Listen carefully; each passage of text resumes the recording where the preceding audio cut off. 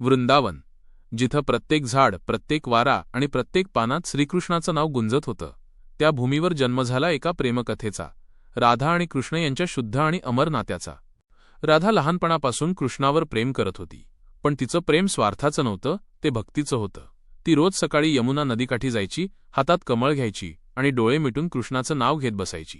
तिचं मन कृष्णात हरवलेलं असायचं, इतकं की जग तिच्यासाठी थांबून जायचं. कृष्णालाही राधा प्रिय होती, पण त्याचं प्रेम वेगळं होतं. त्याला प्रत्येक जीवात, प्रत्येक मनात राधा दिसायची. म्हणूनच तो म्हणायचा, राधा म्हणजे माझा आत्मा आणि मी तिचं अस्तित्व. दिवस पुढे गेले, काळ बदलला. वृंदावनातील त्या निरागस क्षणांनी प्रेमाचं स्वरूप घेतलं.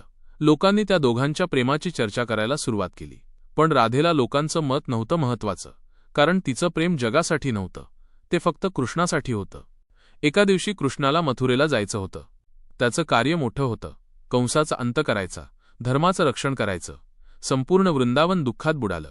आणि राधा, ती फक्त शांत उभी राहिली.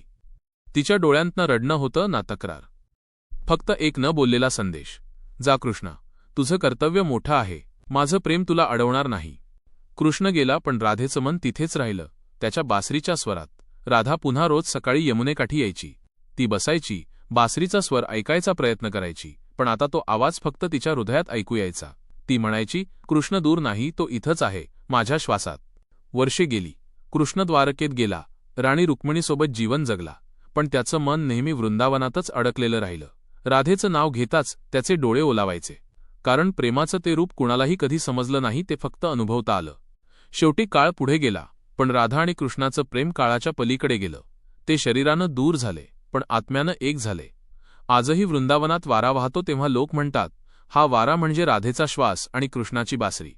हे प्रेम न कधी सुरू झालं, न कधी संपलं, ते फक्त वाहत राहिलं.